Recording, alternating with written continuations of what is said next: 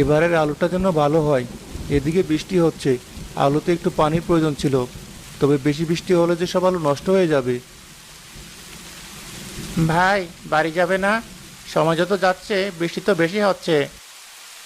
বাড়িতে গেলে হবে না ভাই, আমার আলুর জমিতে অনেক ঘাস হয়েছে। এখন পরিষ্কার না করলে বৃষ্টির পানি পেয়ে বেশি জন্মাবে। তাছাড়া জমির আল কাটতে হবে এখনো। তবে তুমি কাজ করো, আমি বাড়ি যাচ্ছি। শরীর খারাপ করবে বৃষ্টিতে ভিজলে। তাছাড়া বাড়ির সবাই চিন্তা করবে যে। যাও ভাই, আমি কাজ শেষ করে বাড়িতে যাব।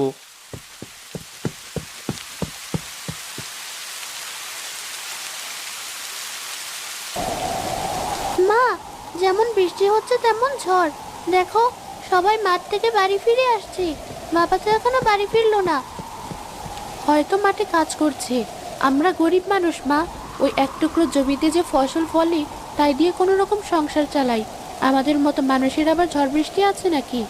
যা, তুই গিয়ে পড়তে বস। ঠিক আছে মা, তবে বাবা এলে বলো 2 দিনের ভেতর স্কুলের বেতন দিতে হবে, নাহলে স্কুলে যেতে নিষেধ করেছে।